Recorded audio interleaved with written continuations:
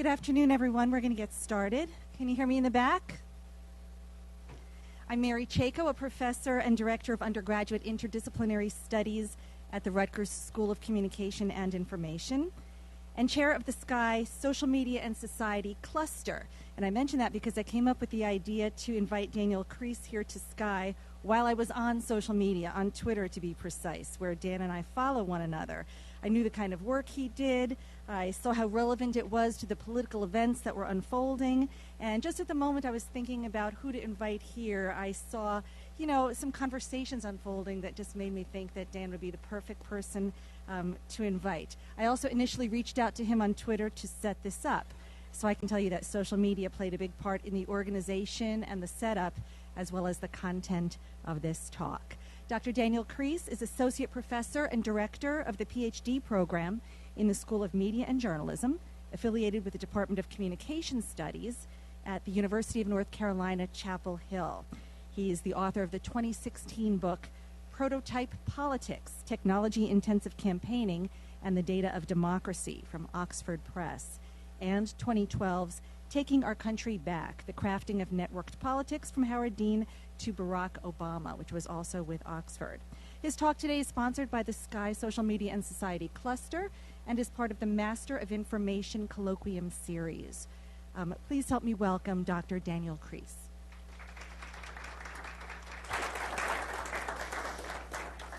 Thank you. Everyone can hear me? It's good? Awesome. It's awesome to be here. I grew up in Manalapan, 20 minutes from here, which is pretty amazing to come back home and give a talk. As the proud product of Manalapan High School, which sort of started my long academic career that came after this. So I'm a product of New Jersey public schools, and I have a lot of respect for the work that they do, and being at a great public university in the state of New Jersey is also an honor as well. So what I want to talk about today is my book, Prototype Politics, and how changes in the electoral politics space can help us shed light on sort of contemporary dynamics of political communication, parties, and policymaking much more broadly. So what I want to do today is four things. First, I'm going to talk about what I mean when I say that we're in a new era of technology-intensive campaigning. Second, I want to talk about difference in tech adoption by the two U.S. political parties over the span that I cover in my book, which is from 2004 to 2014. And then I want to talk about the 2016 cycle in particular. So what happened? I don't know. We're going to talk about that. But what did technology look like? What were some of the reasons why the Clinton campaign didn't seem to have the strong campaign effects we would associate with other Democratic campaigns in the past? Why was Trump successful? I'm going to sort of lay out an initial case of some of the things I think we saw during 2016 on the basis of my prior research. And then finally, I'm going to sort of pull back and sort of say, now, about 2 months into the Trump presidency, what are the new dynamics of media and policymaking that we're starting to see? I'll talk for about 50 minutes, and then we'll sort of go from there and open it up for Q&A. All right? So before I begin, though, let me just say a quick word about campaign effects. Most of what I research falls in this little circle down here of campaign effects, which is to say, this is the effect of things like television ads, field campaigns, that's when canvassers are out knocking on doors of voters, digital media, marketing, and earned media more broadly. They don't win elections for candidates. At best, they provide competitive advantages on the margins, all right? Other bigger, stronger structural forces of American democracy are the larger determinants of election outcomes. These are things like the state of the economy, right? Which party is in office? For instance, it's exceptionally hard for candidates to win a third term for their party at the White House. It's a rare event. So voters like change. Hillary was running against a headwind structurally at the start of this election cycle. Partisan composition of the electorate. How many Democrats and Republicans are out there, given that 90% of partisans tend to vote with their party? and then they fight over the remainders. And who the candidates are themselves as well, how they're positioned within party factions, sort of the broader sort of composition of the parties that they appeal to, their policymaking experience, et cetera. So in the world that I'm going to talk about, it sort of falls into these 3 to 5% ranges, even though technology is so much of the way that contemporary campaigns make appeals to voters, et cetera, but there still are these larger forces that shape campaign outcomes that it's important to remember, even as I talk about all this, because I'm not going to say that technology caused Clinton to lose or Trump to win, all right? It's a little bit too simplistic. Okay, technology-intensive campaigning. What do I mean by it? I love to start these talks with just some interview data that I had when I sat down with Michael Slaby. Slaby was the Chief Integration and Innovation Officer for Obama 2012. He went on to work for Hillary Clinton's effort, but he was also the CTO of Obama 2008. And I interviewed him shortly after the 2012 campaign, and I said, you know, everyone in the world sort of called you guys geniuses on the 2008 campaign. I'm just wondering, like, how did you come together and run the re-election bid? And Michael made 2 points to me that have really sort of stuck with me and really, I think, helps frame this idea of technology-intensive campaigning. The first was that Obama 2008 was not perfect. There were lots of systems that didn't quite fit with one another, data that wasn't integrated, things that just didn't quite work out well, ways that technologies weren't incorporated in the field campaign, et cetera. So they knew they had to get better. They knew what went wrong, and they wanted to build on and improve what they had done. But then the second point that he made to me was that the world moves on us, right? New technologies have come along. New social media platforms, new databases, right? So the world of technology is continually changing, which means that cycle to cycle, the challenges that people like Michael Slaby face is that how do we build a new effort and take advantage of the new tools that are available to us? One great example I love to use, this is Obama's victory tweet in 2012. And I remember sitting on election night, sort of watching the returns come in, and Twitter just totally is blowing up that evening. And I'm like, you know, I just published a book that stopped on the 2008 cycle. It takes about 4 years to do it right. So you're always running a cycle behind, right? And I was like, I totally left Twitter out of my entire book. Like, I'm such an idiot. It's the center of the political universe. And I was like, I don't even know if I wrote about Twitter. So I look it up in my book. I'll go to the index. And there was one quote from the new media director in the 2008 Obama campaign. And I had asked him, I was like, well, who ran your Twitter account in 2008? And Joe Rossberg said, I don't know, it was an intern in a basement somewhere, right? And I was like, Obama's victory tweet in 2008 was retweeted 157 times. 157 times. Nothing, right? That's why an intern in a basement was running it. In 2008, Twitter just didn't have a mass user base, or there weren't a lot of people on it. So an intern was assigned to it. 4 years later, Twitter is at the center of the political universe. It's the key way that campaigns communicate and set the agenda of journalists. And Obama's victory tweet was retweeted over 800,000 times in a couple hours after the president's victory. So massive scale changes in a new technology in 4 short years. And again, the challenge for a campaign is that they have to learn these new tools with their growing user bases, different ways audiences are using them continually, and keep up to speed. And it's a big challenge. Second thing I like to point out when I talk about technology-intensive campaigning is the idea that there is a technology and data infrastructure that underlies every single thing a contemporary campaign does. I want to talk about the Trump campaign in a little bit. We'll get there. But this is what the data architecture looked like on the Obama 2012 bid. And the reason why I have it up here is because it illustrates how central data and technology is to all the things that used to be much more coordinated by organizations and people are now fundamentally about technology and data. So just a few examples of this. This is the Democratic Party's voter file. It sits down here in the map, but it is the core with which the campaign conducts all of its electoral strategy, and it figures out which voters are we going to talk to, what are we going to say to them, how are we going to reach them, and what messages do we need to put in front of them. Democratic Party's voter file has over 800 points of data on every member of the electorate.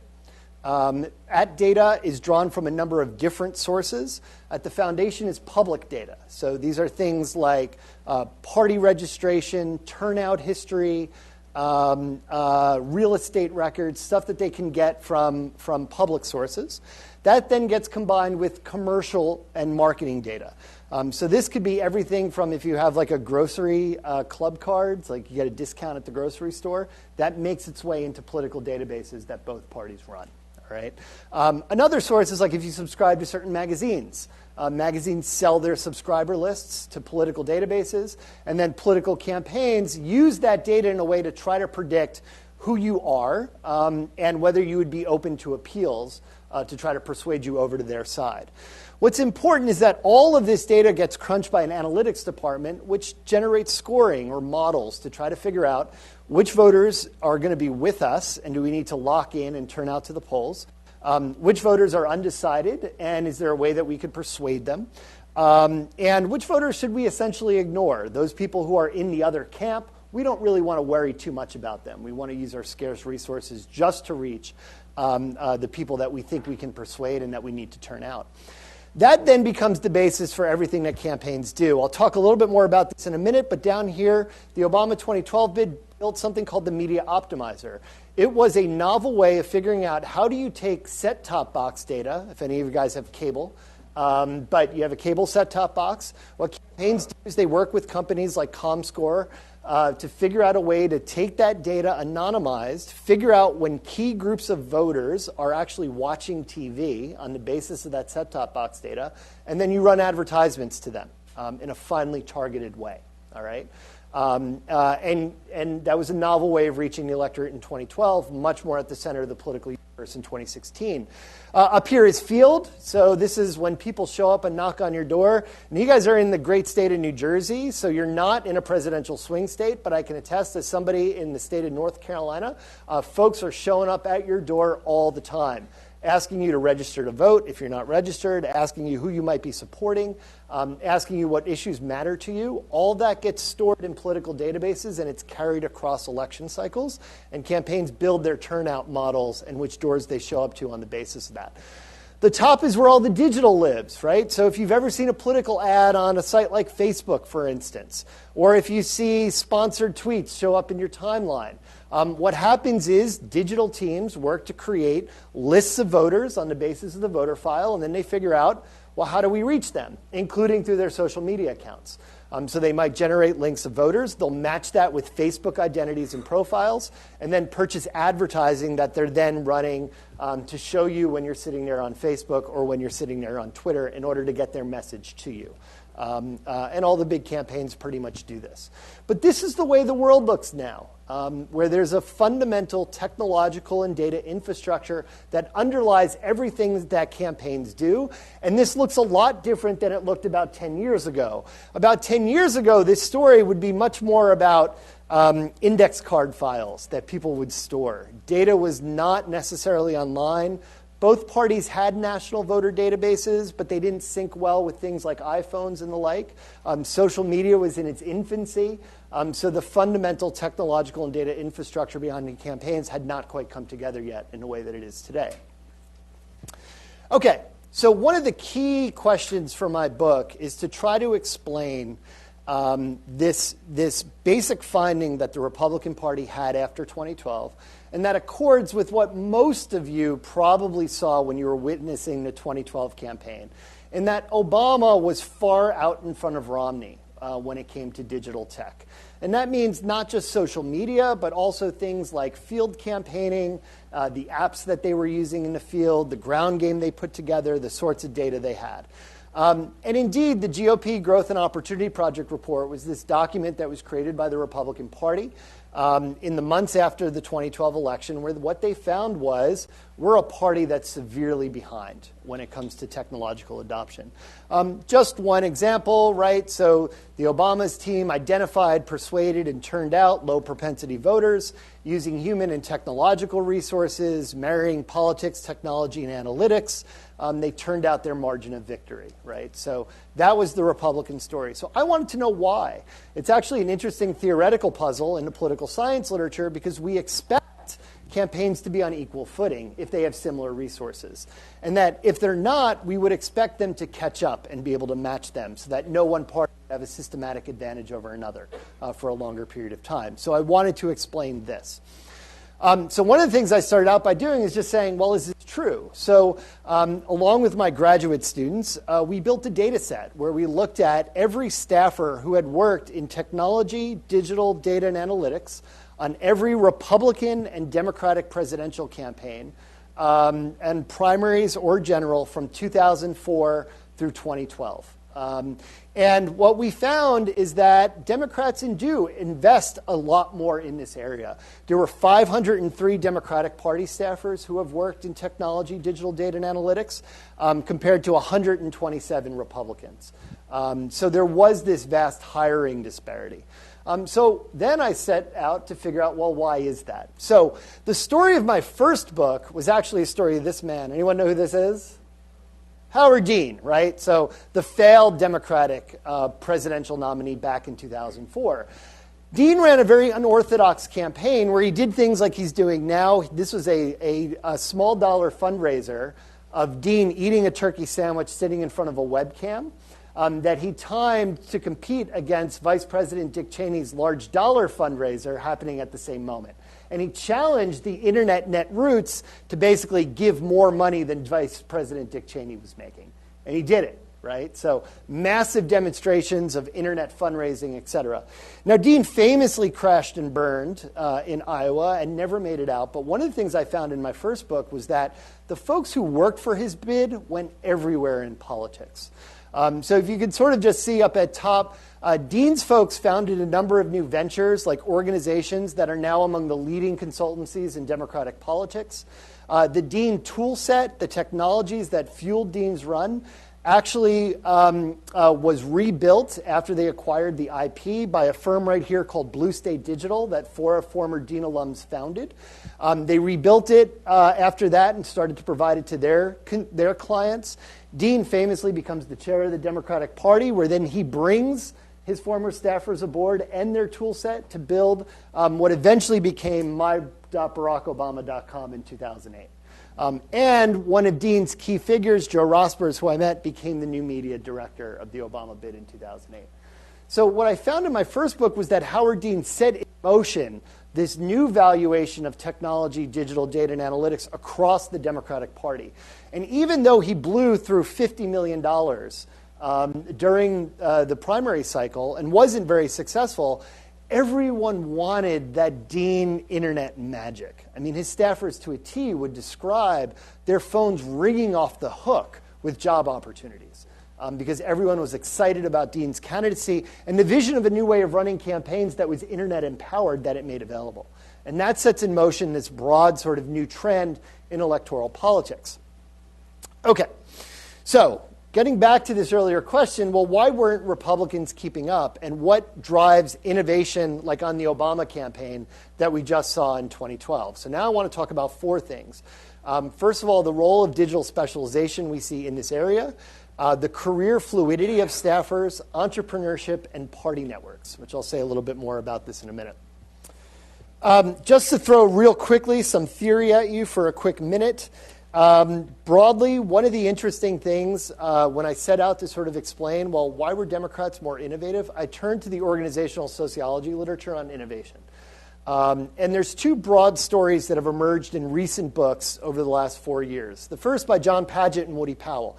It's this idea that more innovative organizations and entities tend to be those that pull people from outside of a regular orbit or a regular field. So on the 2008 campaign, a great example of this on the Obama campaign is Kreiss Hughes. Kreiss Hughes was one of the founders of Facebook back when it started and joined the Obama campaign in 2008 to help implement their social organizing platform, MyBarackObama.com.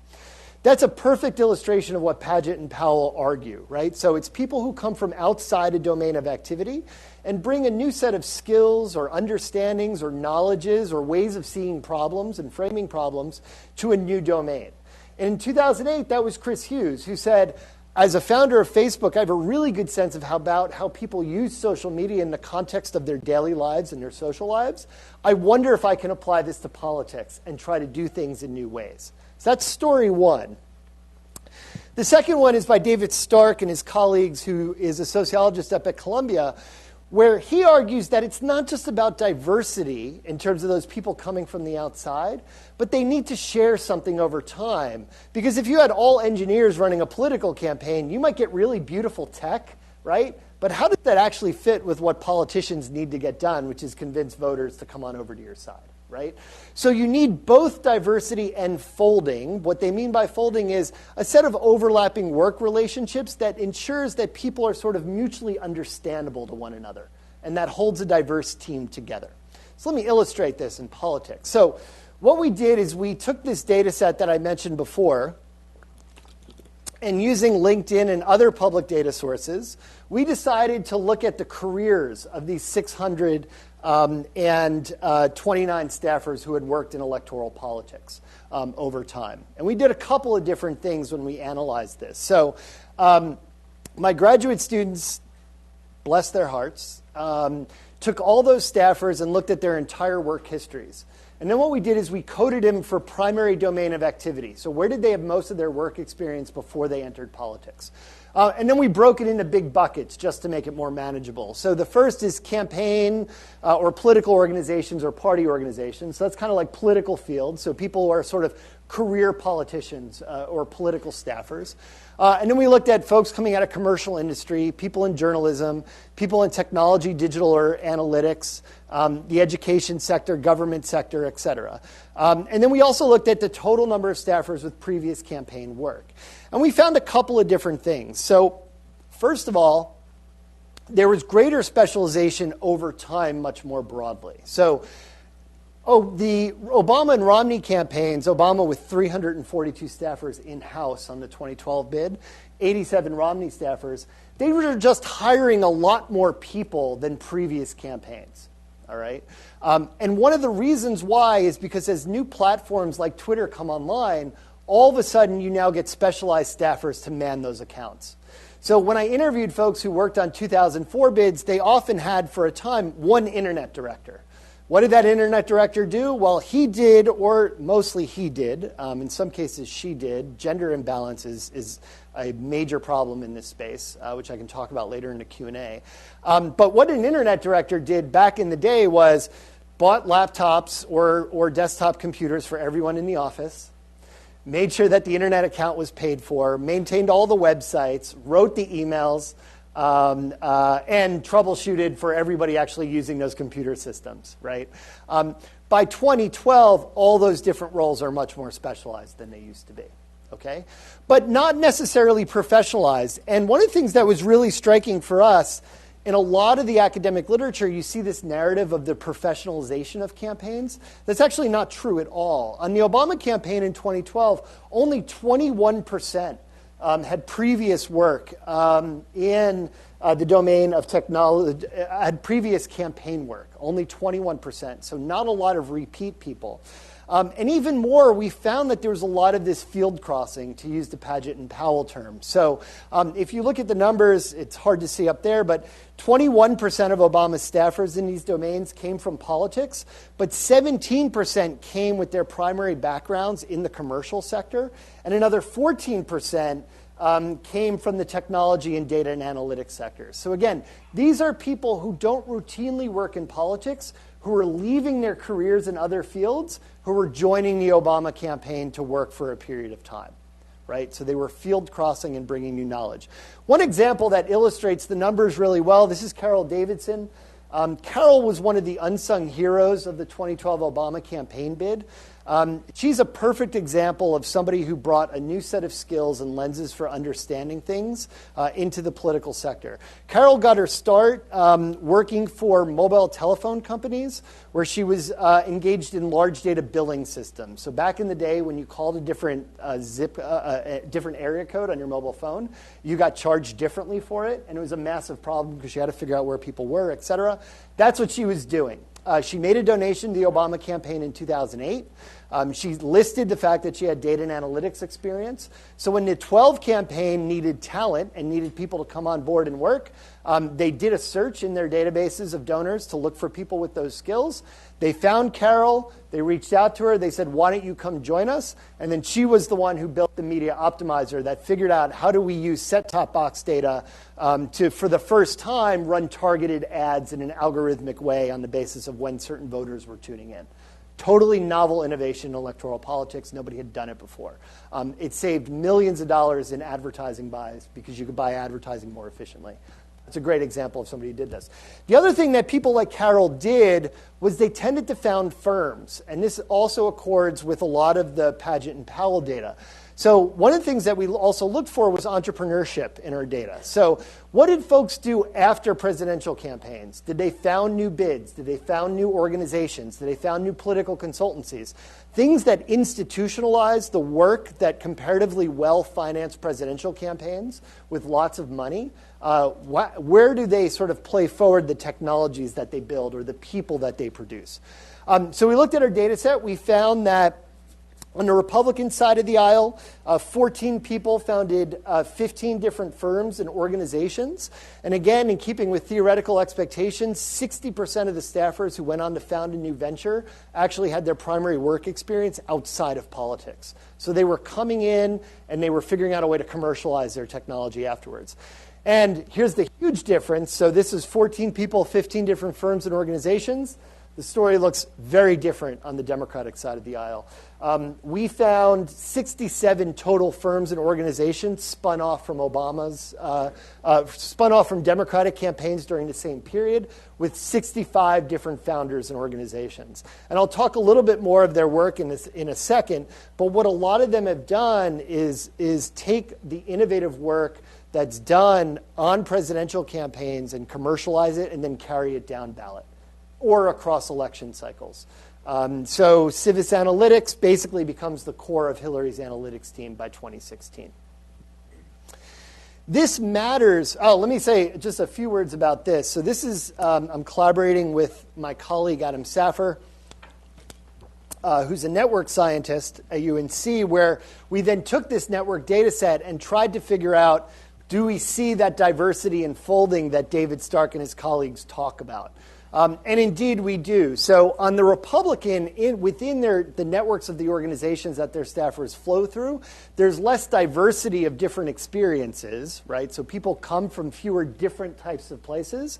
But then there's very little overlap, too, in terms of the organizations that they move through. Whereas on the Democratic side of the aisle, what you see is a dense web in here where people are all convening around certain organizations where they're working with one another. So even though they might be coming to politics from many different places, they're having some common experiences that keep them mutually intelligible to one another in the same way that I mentioned before, in line with what happens with successful innovation.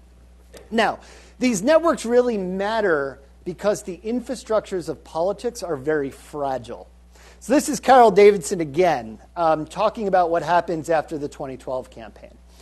And her story is, look, I'm a Democrat.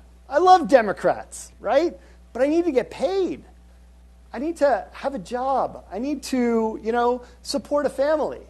And one of the things in politics that happens is that parties often carry massive amounts of debt after election cycles. After 2012, it was about $10 million worth of debt in the DNC.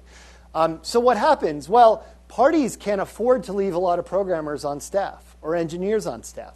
So a lot of the technologies that the Obama team built in 2012 basically just disappear. There's no one around to maintain the code base.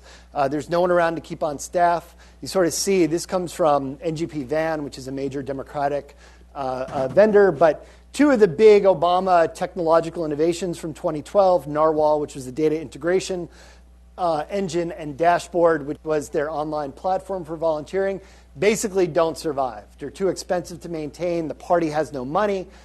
Again, the infrastructure is very fragile. But in that world steps firms from that Democratic network that I just mentioned. Firms like Civis Analytics, firms like Blue Labs that sort of commercialize and keep going all the innovative work being done around the Democratic Party's data ecosystem. Which leads me to another point, which is that one of the key new functions that parties have taken on is with respect to their role as databases in politics. And this is not to say that parties don't do all sorts of other things. They connect candidates with campaign services. They obviously organize a lot of policymaking and governance. But if you're a campaign, one of the key things that the party brings to the table in an age when parties infrastructurally are much weaker than they were 40, 50 years ago, is their role as databases. And indeed, one of the big stories, and I'll get to this in a minute, is that after Romney lost, the GOP invested really large amounts of resources into rebuilding their data infrastructure for the eventual nominee in 2016. That's an infrastructure that Donald Trump inherits when he starts to run. He has a very lean staff. He doesn't have a lot of in-house resources. Most of what he's able to put together in terms of a campaign comes from a lot of the talent that exists at the Republican Party at that moment in time. All this matters is because so much of contemporary political communication is relational. Which is to say that sort of the holy grail for campaigns is to figure out, how am I running advertising to somebody on Facebook, and I'm also showing up at their door, and I'm also on their TV set all at the same time, right? So they want to use these databases to figure out, how do we relationally, across many different platforms, complement the messaging that we're actually putting out there in order to drive our voters to the polls. Okay. Let's talk about the 2016 cycle for a minute. So where is all this stuff in 2016? And how does the history that I just told sort of play into this, or not? First of all, new platforms. I love using this example. I did it with the earlier class, with Katja's class early on. Just out of curiosity, how many of you are on Snapchat in here? Wow. A lot of people, mostly younger, from just a quick sort of guess. It's true. This is the platform of choice for millennials. And, you know, I sat down with the Bernie Sanders team right after the election, or right after their election ended this past summer. And we talked about, again, this continual cycle of how do you figure out how to navigate a new platform, right? That didn't really exist in 2012, but as a massive user base. And one of the things that Hector said to me was that Snapchat not only has more users than Twitter, about 150 million, but their internal numbers suggested that it reached 41% of 18 to 34-year-olds. And of that, 2/3 of those young people were actual voters. So you start to see how important this is as a tool. And again, didn't exist 4 years ago. So again, in keeping with this idea of technology-intensive campaigning, having to continually adopt to changes within the internet or technologies more broadly becomes a challenge for campaigns.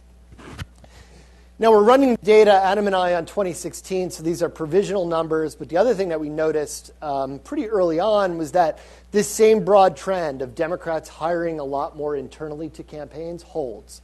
So Hillary Clinton had about 70 staffers or so on their payroll. Bernie Sanders about 43, compared to a lot fewer staffers internally to Republican campaigns. When Republicans do bring folks on, they tend to be run through consultancies, which is a bit of a different model. It provides for less people coming in from the outside, more generally is what we see, but also it's a lot harder to track. So one of the big methodological challenges we have is figuring out sort of what these teams actually look like when they're actually paid by consultancies and not by campaigns, because they don't show up in Federal Election Commission data. Even still, and I've interviewed folks at every one of these campaigns except for Trump's campaign, it is true that the Democratic teams are bigger than the Republican Party's campaigns, even when you add consultants into the mix and consultancies into the mix. So more hiring, right, which is sort of keeping with the story I told earlier. When we talk about campaign effects, the other big thing we have to talk about from a lot of the political science and political communication literature is field campaigning. Hillary Clinton had an advantage in field in nearly every state that was actively contested during this election cycle. This is data put together by Josh Darr, my colleague at LSU, who does a lot of work on field campaigning. But broadly, again, if you were to expect campaign effects and which campaign was better positioned to drive up their electoral margins, it's Hillary Clinton. Hillary Clinton had strong edges in a number of swing states, including states like North Carolina, Florida, Wisconsin. It was a little more even in Pennsylvania and Michigan, but still, Hillary Clinton's team had the edge.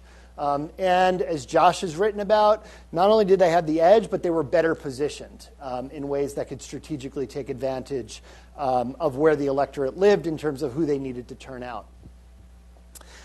Advertising. So, as somebody who studies political communication in our discipline, there's been a very sort of long-running set of research streams around the effects of advertising. But broadly, normally the big story that political scientists and others would tell is that advertising is only effective for a short period of time, and particularly effective when it's one-sided. So that if one candidate can vastly outspend another candidate, that tends to show more effects on sort of moving voters. These numbers come from Kate Kay, who's at Ad Age and one of the best in this space at sort of figuring out advertising buys. One of the things that she sort of notices is that you can sort of see here, that's Donald Trump's advertising, which is about $8 million versus Hillary Clinton's advertising, right? Massive differential and disparity. And this holds by state, too. So if you look, other than Wisconsin, Clinton pretty much outspent the Trump team on advertising in nearly every swing state that was up for this contest. So those people who were really wrong about the election, myself included, I did not think Donald Trump was going to win, not only was looking at polling and margin of errors within polling, all of which, you sort of knew that the polling data could be off in particular ways, in ways that it wasn't an outside possibility that Trump would win.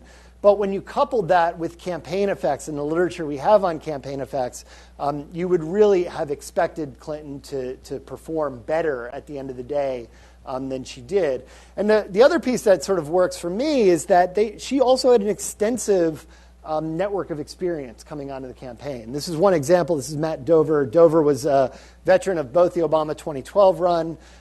He was the director of campaigns for Civis Analytics, so he helped found one of those new firms that came out of Obama 2012, and then was the voter analytics director of Clinton 2016. So much deeper pools of resources on the Clinton team. So what happened? Here's where we enter the realm of speculation. So I will say a little bit about this. It's drawn from interviews with a number of different campaign actors during 2016. But it also comes with that idea of this is not yet fully formed and baked research, because that takes a really long time to get that story right. So here's a couple of the big dynamics that I see sort of in this space on the Clinton team. First of all, epistemic closure, which is a really fancy way of saying they had a certain theory of the election and a theory of their voters that they didn't update or change over the course of the election. And there's all sorts of complicated reasons that I actually won't speculate on, because I want to get the story as right as possible. But generally, one of the things that I heard time and again when I spoke to people who are near or around this world is that they didn't have a lot of people trying to poke holes in their theory of how the election was playing out. And they placed a lot of faith in sort of the model that they had for how things were going to go forward. Second, over-reliance on modeling. You hear this often, or I've heard this often, which is to say that in lieu of other forms of data, maybe qualitative data on the mood of the electorate, that they were privileging a certain degree of these sort of surveys that they had in the field and other forms of quantitative data, as well as modeling that stemmed from it, as opposed to more qualitative listening. Now, I don't know for certain that this is the case, but what I do know is that when I sat down with the Obama team in 2012, one of the points that they really made was that it wasn't just that the Obama 2012 team ran more quantitative tests and generated more quantitative data. than any campaign in history, they were also very much at pains to say that they collected more qualitative data than any campaign in history. And were constantly sort of looking to gauge the pulse of the electorate through things like open-ended interviewing and conversations with people who changed their vote intention, running things like focus groups, et cetera. So the idea that the whole world is run by big data is a misnomer. You need multiple sources of evidence and ways of seeing the world. This has been sort of well documented as lack of ground level input to national headquarters. It seems that organizationally they didn't always do a great job picking up the stuff that was in the field and pulling it in. And then Erica Franklin Foyer, who's at Wesleyan, has done some really great content analysis work that has really sort of demonstrated that Hillary Clinton's campaign was really atypical in focusing mostly on negative personal attacks on Trump rather than running policy-based advertising that was making a more proactive case for her own platform. So that was a big outlier. We can talk about that, right? I don't think anyone knows quite sort of what exactly was the determinant, but that was one of the big findings of Erica's work. Couple things on the Trump side. You know, it's true he had a very small staff, but he inherited a reconstituted GOP data and digital infrastructure that was built post-2014. That's where I end my book. I run a cycle behind, as I said. But after 2012, they realized this gap and started pouring a lot of resources to doing things like hiring computer scientists to come in and figure out how do we close this gap that we have with Democrats. State party field campaigns learned from the Obama 2012 model. This is kind of a classic model of innovation where one person is sort of behind, then you sort of look to catch up in a particular way. And there's a lot of evidence in places like North Carolina that where state Republican parties said, we need to get better at what we're doing, so we want to learn from the Democrats. And Erica Franklin Fowler also sort of looked at digital versus television advertising spend. The data here is famously messy, but one of Erica's other conclusions was that you actually saw on the Trump side the first 50-50 split, digital and television, from a modern presidential campaign. And again, this comes from Erica Franklin Fowler's work. She's the head of the media project at Wesleyan. But even more than that is, and I'll talk about this in a minute, a lot of the folks at places like Facebook and Twitter and Google that I talked to really sort of cited Trump's team as being willing to be fearless in terms of how they were using digital and social media in new ways. Let me lay out another sort of thesis for a minute and talk about the role of social media firms. But this just illustrates, again, this idea of authenticity and fearlessness. This is Katie Harbath, who's the Global Politics and Government Outreach Director of Facebook. But what they were talking about was that idea that they were willing to try to do things that other campaigns had not. In part, it was because they had a unique candidate, right? They had a highly charismatic populist candidate that at least significant portions of the electorate were very much drawn to, and they were trying to sort of leverage Trump as a person and use digital media to do so. And that, you know, also sort of that idea that Trump was a reality television star sort of deeply sort of had this persona and brand that they could lean into and seek to leverage across social media platforms. Another aspect of it is some recent work. I'm presenting this at ICA. This is work that I've been doing with Shannon McGregor, who's at UT Austin. But it's now this interesting way that technology firms, social media firms, now marry distribution and consulting in new ways. Let me say a little bit more about this. But generally, when you think of Facebook or you think of Twitter, you think of channels for advertising. That basically what these firms do is they've built a platform and they figure out how do campaigns simply buy or purchase advertising to reach the voters that they want to strategically reach, right? But there's a lot more going on there. So here's the Trump story, right? So this is New Wexler. He's the head of public policy communications for Twitter. He didn't have a lot of staff, right? Now, if you followed the reports, you kind of knew that, right? So this is new, just giving me a wonderful vignette, like talking about how like they didn't have enough people to actually do a staff ball after the election, just because they didn't have a lot of in-house staff. They had a very lean sort of operation, et cetera. So how did they compensate for that? Became a big question for me in the course of my research on this cycle. And one of the things that I started to hone in on was the role of social media firms providing data and analytics and creative expertise for campaigns in ways that no one has paid any attention to before. So this is a conversation I had with Allie J. Asselstein. She's an account executive who works on the Republican side of the aisle for Google. Most social media firms have partisan teams that actually work within them. And they work very closely with particular candidates. So Allie J. works with presidential candidates. She worked with the eventual nominee. She worked with Trump during the campaign. And for the next couple slides, I'm just going to show you a little bit about the scope of their work for presidential candidates, because not a lot of people have looked into this before. So this is one of the stories, right? So this would be like the Trump team or other campaigns coming to them and saying, we want to get attention, we want to reach as many people as possible, and here's kind of what we're thinking about, voting blocks, et cetera. Well, what do? Well, then firms like Google and Facebook muster their data and analytics teams to figure out what do those people look like online, and we're going to help you execute your content strategy to reach them, right? So you sort of say, this is what moms look like online. This is how we find them. This is the millennial behavioral trends, and this is how we should reach them, right? So they're helping candidates and providing a significant amount of the expertise to execute those ad buys. Now, for a team like Trump that has a very lean staff, that's a huge advantage for them because the Clinton team did a lot more of their stuff in-house, right?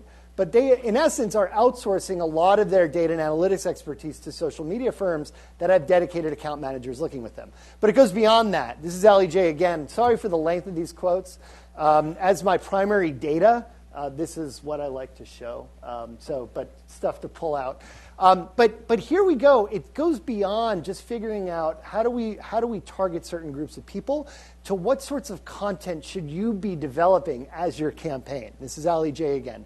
We would work with them before them, telling them, strategizing what issues might be relevant. What sorts of content might you want to produce before time, right?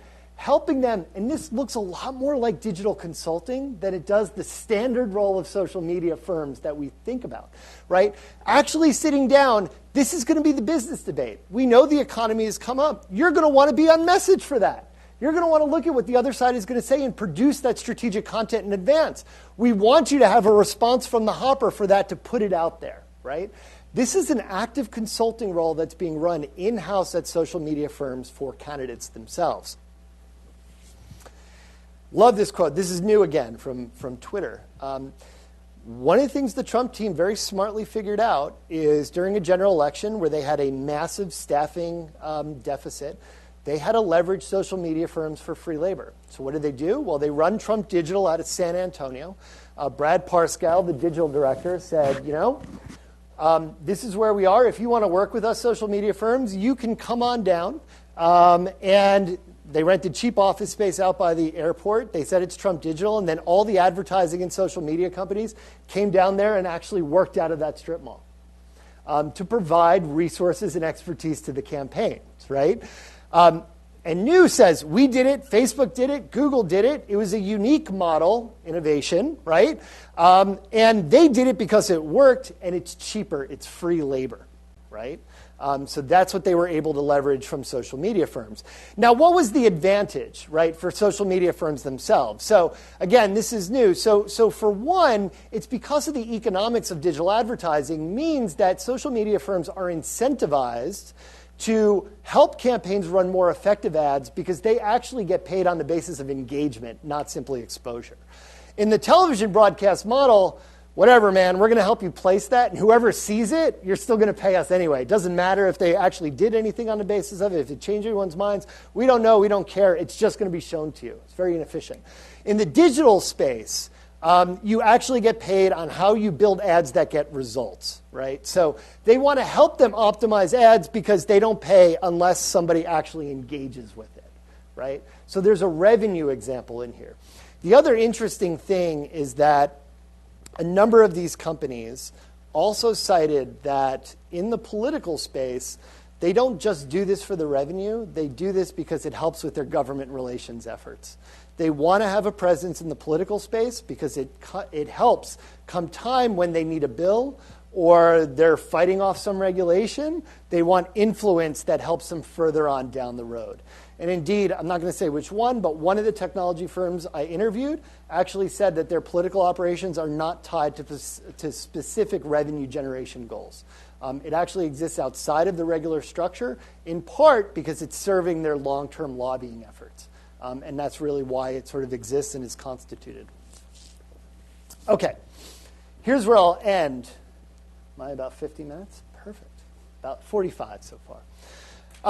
So let me just pull back now and sort of say, what does the story tell us about where we are with respect to media, technology, governance, and policy makings? And again, we're 2 months into Trump's presidency. So who knows where things are going? And they're obviously very dynamic and moving very quickly.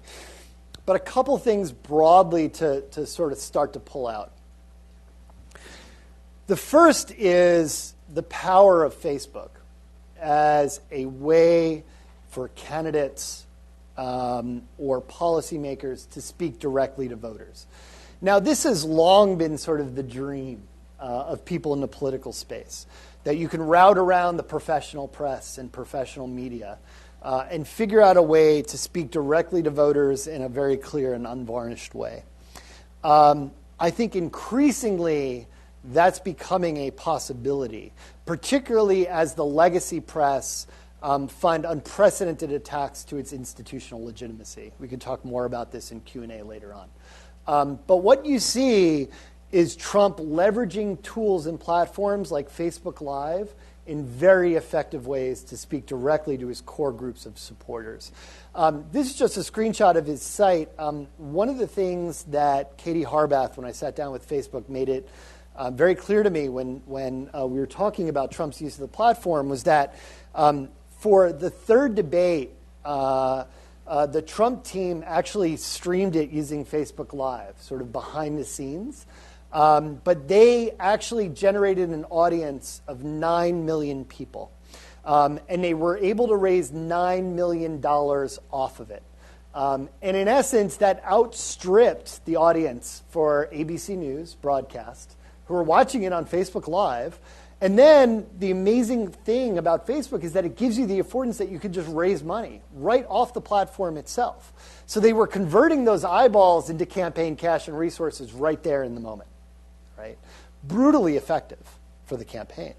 And the other point that Katie mentioned is that every time they did an event after that, 2 to 3 million viewers for all their Facebook Live events after that, which is extraordinary, the scale, and slips largely below the radar, right? So Trump was doing a lot of rallies, but he was also engaging millions also online at the same time. I think one of the things you'll continue to see is that as president, he's using Twitter and Facebook to speak directly to his base of supporters, often in ways that undermine, right, the legitimacy of other institutions and really sort of look to push his narrative. This also comes with it the idea broadly that Trump has been very effective, and I don't know how much I actually need to say this, at using Twitter to set the agenda of the professional press.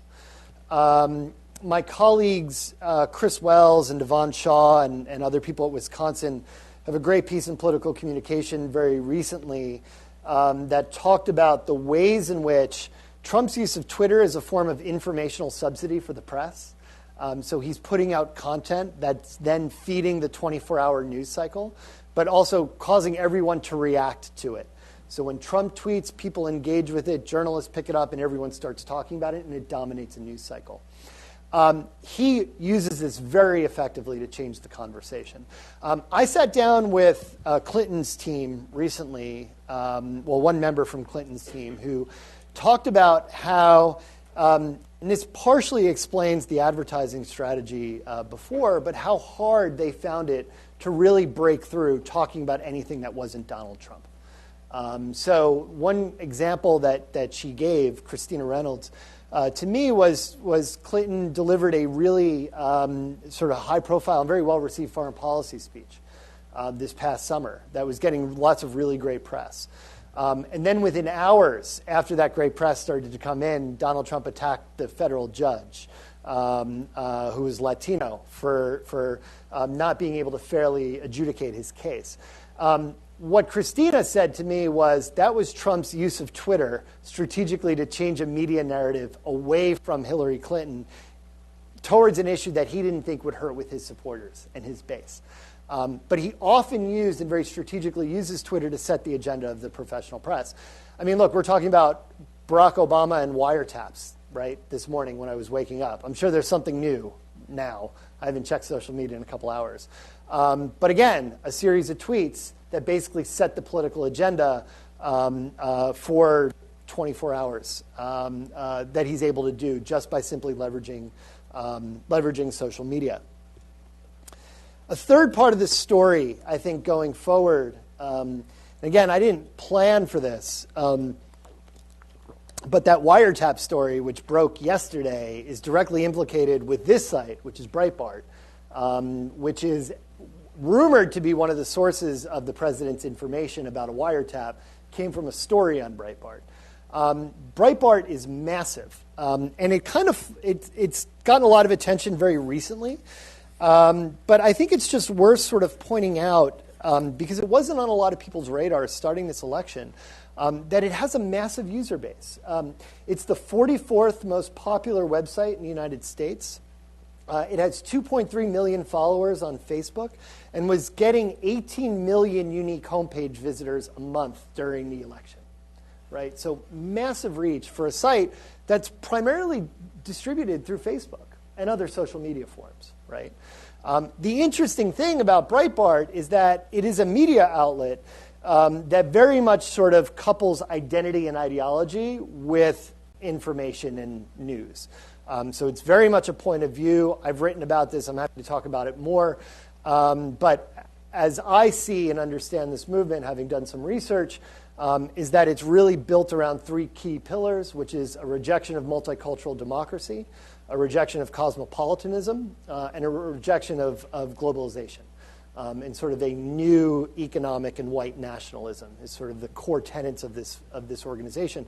And they're really influential. So this is Carolyn McCain, who is the social media director for Rubio 2016. One of the things that she was talking about, and I talked about this earlier in class, but all the candidates who ran against Trump cited different versions of this, which is that Breitbart was at the sort of head of oppositional media that all the other candidates had to respond to in particular ways. So you can sort of see this here, right? So Breitbart was in the fuzzy line of fake news and highly editorialized, right?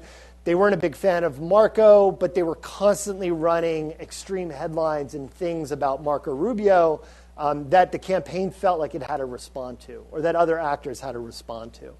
And sort of talking about the sociology of this is that like people don't actually care whether it's true or not. They don't really read the headlines. It's sort of if it accords with your partisan and or your other candidate identity, that's what you're going to pick up on and that's what you're going to share. And the degrees to which they were constantly having to be reactive to sites like Breitbart that were pushing alternative narratives. All right, I'm going to stop there, and we have lots of time for questions. It's about 50 minutes exactly, so thanks.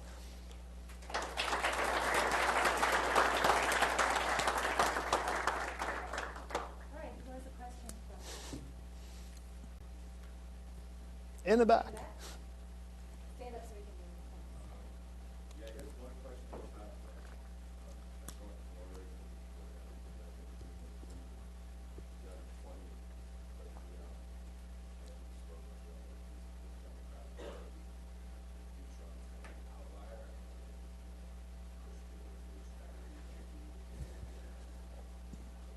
Yeah. So look, this is a question that's come up in, I think, every single conversation I've had with every single political practitioner on both sides of the aisle, which is Trump an outlier, or does he signal that there's something fundamentally new in American politics and the American electorate? Where most campaigns, and then I'll talk about Democrats specifically, where most of these practitioners tend to fall is that there was something unique about Trump's celebrity, his ability to command mainstream media attention, his fact that he was an outsider to politics and could break a lot of the regular political rules of other candidates, that sort of made him unique. And therefore, it would only be a very particular type of candidate who could wield a very similar strategy to Donald Trump. Marco Rubio, right?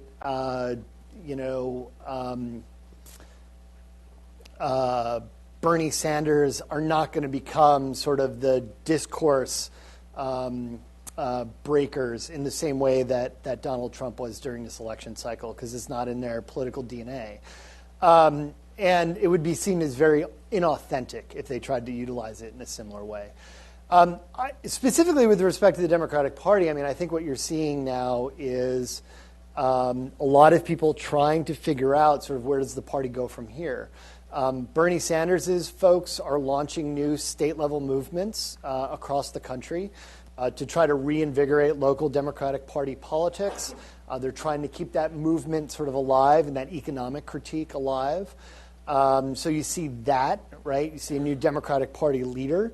I think it seems to me, at least in the conversations that I've seen, is that they still recognize that they do have an edge in at least the tech and data space, and they want to preserve that as much as possible. But they also sort of realize that, like, part of the story of the Hillary Clinton campaign was a lack of turnout.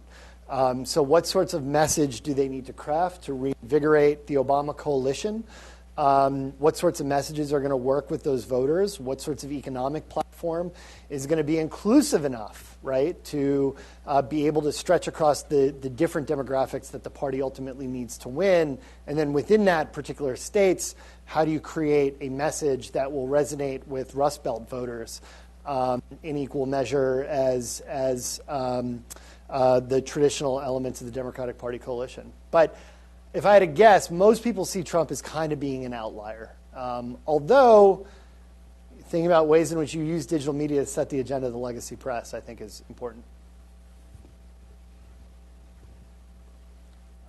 Dan, Yeah. I enjoyed the talk. I want to pick up on a couple remarks you made. One was about Howard Dean's success and how afterwards you said, everybody wanted a piece of this magic. Yeah. Whatever he would do with the internet. And I've just written a book kind of on the history of spin and Yeah. consulting. So, it reminded me of an analysis in this book from the 1950s by Stanley Kelly. Yeah. A professional consultant. One of the first books written on consultants, and he says this is a large part of what it is. It's just it's kind of a hocus pocus that people feel like they need to get consultants to know so they don't fall behind the competition. Yep. And I want to tie that into the authentic stuff. Yeah. And this is also kind of broad and maybe kind of Totally. phrase, but right that the Facebook person I think said, Yep. You have to be authentic. Well, as we know, Trump is someone who, lies or utters falsehoods, with pretty casual regularity and doesn't seem to care. Authenticity isn't the same thing as honesty, right? Right. And he still was seen as more authentic than Clinton because she was calculating and careful and, seemed like Perry or Romney or Gore, any number of other candidates who just seemed sort of packaged. And so I'm wondering if that's thinking through how the new consultants of data and analytics engage with this question of candidate authenticity, and could part of the Trump success be that he just went the other way, and that the fact that he did less of this was part of the advantage? Yeah. But maybe there's more to it than that. Yeah. You're exactly right on the Dean phenomenon. So in my first book, I talk a lot about how Joe Trippi very explicitly marketed the campaign as being technologically forward, both to attract more interest and drive press coverage to the campaign, because journalists love to write tech stories about campaigns. It's like, yes, they love it. So that symbolically sort of legitimated them during the campaign itself. And it's sort of the model that I provide in my book for institutional change is primarily a symbolic one. So after a party loses an election it believed it should have won, which is in 2004, actors in parties then look for models of running things, new or different or what was successful. And it was in that period of search right? That's when the marketing became much more important. If Kerry had won, Dean never would have been a phenomenon, and his folks probably would have ended up on the margins of the Democratic Party, right? But it was because structurally they lost. There was that period of sort of saying, who's out there, what are the different ways of doing things, that sort of symbolically validates Dean and then sort of reaches in and pulls people along. So that's a key part of the story. And yeah, branding and marketing. I mean, you see this with tech firms now coming out of the 2016 election, right? Like everyone wants to claim Trump's victory. There's a big story in the New York Times today about Cambridge Analytica, which was like everywhere. And like, as the New York Times reporter basically points out, is like, there's no evidence they did anything near what they said that they actually did. And so much of it is just spin. Okay, so there's that. And in terms of the second story of authenticity, it's a deeply fraught concept, as you note. So most of my understanding of it comes from the cultural sociologist Jeffrey Alexander's work. He wrote this beautiful book called The Performance of Politics. And it's all about the ways in which, in a large mass-mediated society that we live in, we'll never know who's authentic and who's not, right? We'll never know who the good person to have a beer with is and who's not, right? Like, there's just no way of knowing what a person is really like, right? So the idea is that everyone just simply performs.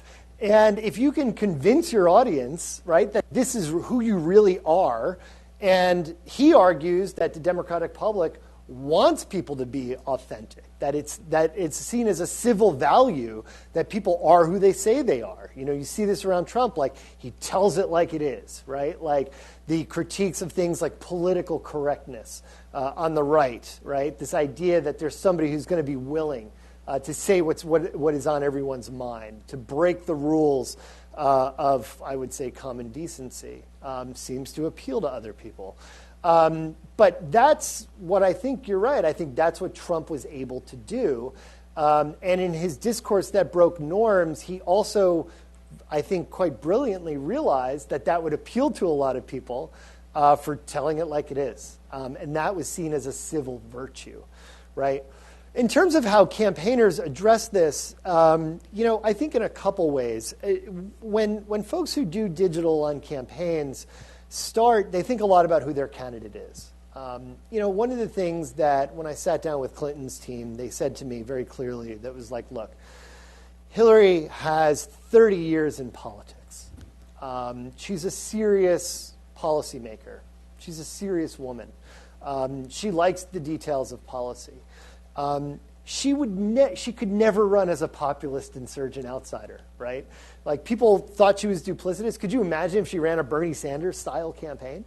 I asked them, I said at some point, did you think that, because a lot of the Clinton media, digital media, was like very slick and very professional looking.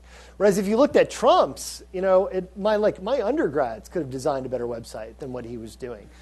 But I suspect it was in part strategic, right? Because it was this, I'm not this polished politician. But could you imagine if that was what came out of the Clinton campaign? People would be like, this is totally fake. Like, you're totally performing this, right? So they were always in this bind, right? But my experience is they think very hard about who their candidate is. They think about the broader electoral dynamics. They think about who they have to appeal to. They realize they can't get too far from who a candidate's public persona is and who their public biography is. And then try to craft media that's in accord and in line with that. Look, Mitt Romney was never going to be the inspirational person that Marco Rubio was, right? Like, he's just not a soaring rhetorician. He's a serious governor and a finance guy. Marco Rubio could be soaring and inspirational, right? But he was never going to have military gravitas like a John McCain. So they start out thinking about who their candidate is, what their strengths are, and then how to minimize. One interesting detail about Marco Rubio that shows this very clearly. I talked to you guys earlier about like the Snapchat demographics, right? It's seen as a young millennial medium. Their team deliberately kept Marco Rubio off Snapchat until well into the primaries because they didn't want him to seem young. Because he already sort of had that idea that he was a young candidate. So they kept him off entirely Snapchat because they didn't want that going out. They didn't want him associated with that. That's how they think about this stuff.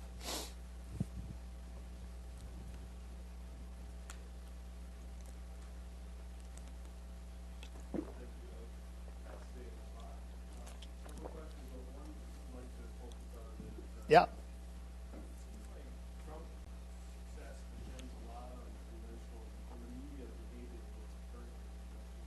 Yes.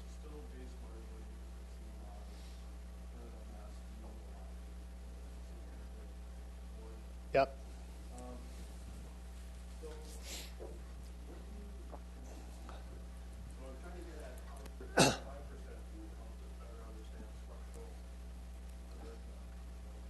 Yeah.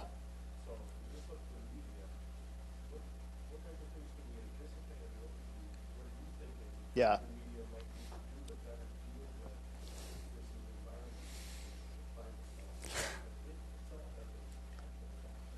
Yeah. So, a few things I think about. Your question is exactly the right one, right? And I think everyone's asking themselves this. I think the mass media came of age at a very different time in American politics. One where there was greater consensus, one where the two main political parties were less homogeneous ideologically. They were much more diverse coalitions. In fact, they didn't make much sense. If you look back, like political scientists in the 1950s were complaining about that parties weren't responsible in giving voters clear choices between two different political philosophies and ideologies. In that world of less ideologically coherent parties, of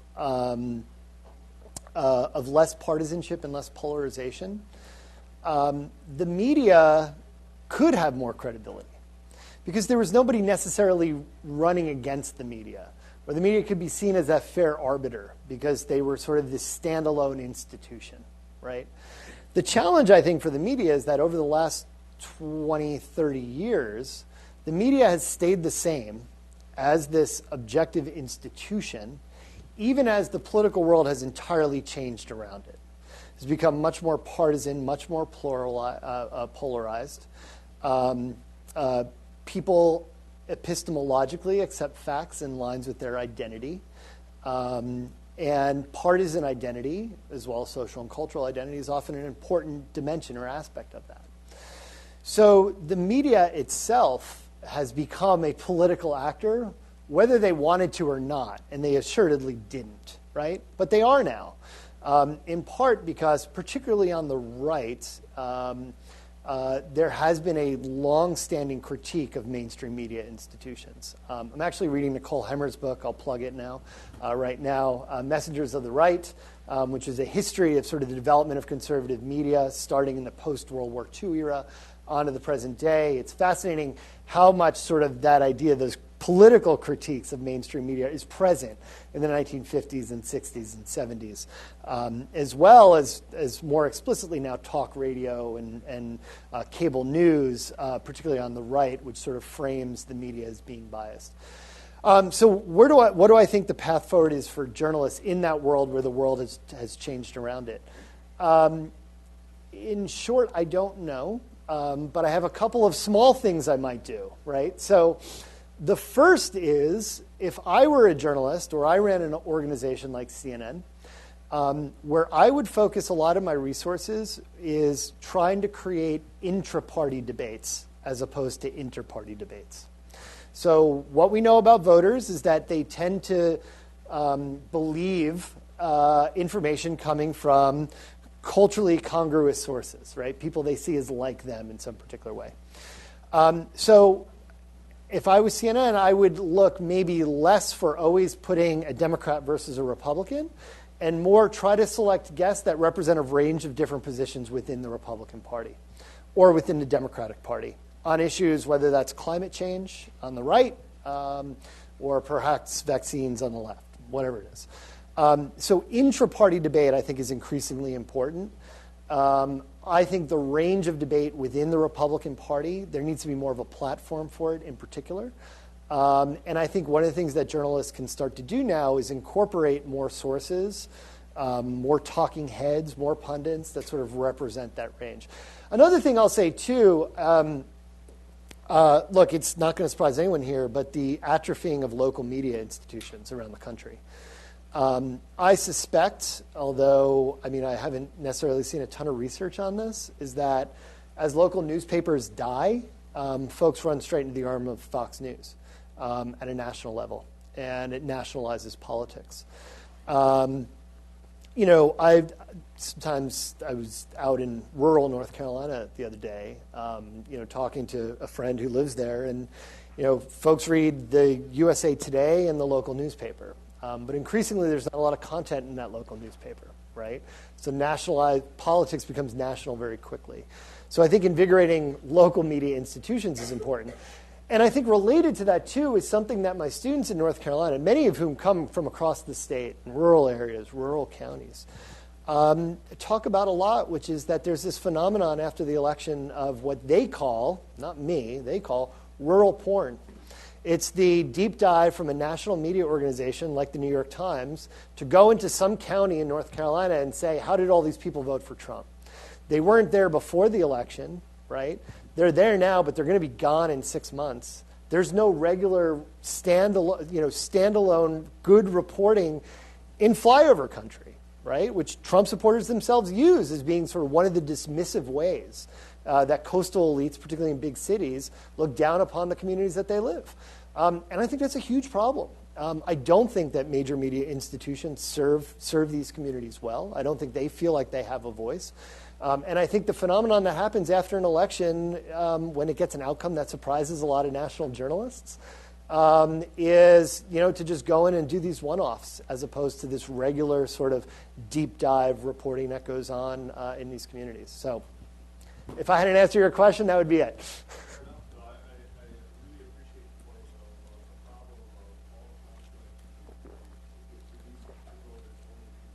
Yeah.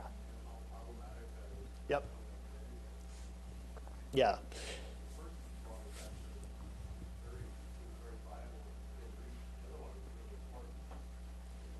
And challenging, yeah. And I think, in European parliamentary democracies, you have a more structural way to build in a wider range of position. That's one of the challenges of how do you report on many different party coalitions? It's tough. Should the media directly address people referred to as the enemy and those of us who support the media? What's the response to that? There's a range of debate. Look, my sense is the media is already politicized and not on their own terms. So doubling down on the fact that a lot of people see the media as the enemy and acknowledging that seems like something you have to do going forward. I don't think you can ignore that. It's interesting. I think, Nikki Usher, who's a friend of mine, made a point the other day in a Twitter conversation or debate we were having, that, NPR seems to be enjoying a lot of credibility in conservative circles currently, and they want to hold on to that. So I think doubling down on sort of the traditional standards of reporting is one sort of side of that strategy. But I don't have a really good answer to your question, sort of where do we go beyond that? But it seems like not acknowledging the politicization of the media won't help with anything. But I don't know. So. Time for one more. I know Mark's good. I think nobody else has them, but we'll see if somebody else. Thank you. I understand kind of the focus on formal, legitimate sorts of technology. Yeah. I'm wondering if you can speak at all to maybe more darker or more hidden kind of uses of technology, whether it be around, surveillance or certain questionable uses of the data, or maybe even insights, and what you see as the role of that. Yeah, so I'm always happy to get dark. Although I am an optimist. I'm from New Jersey. You have to be an optimist. So this came up in the earlier class, too, I think. Yeah, the young woman sitting right behind you. One of the things that I found when I was interviewing a lot of staffers on both sides of the aisle, Republican and Democrat, but particularly among women, was the degree of online harassment from Twitter accounts, threats, racism, misogyny, that would take shape when they were running their candidates. It was online intimidation, and it was psychologically very difficult to do the work. Clinton's team mentioned this to me. Rubio's team mentioned it to me.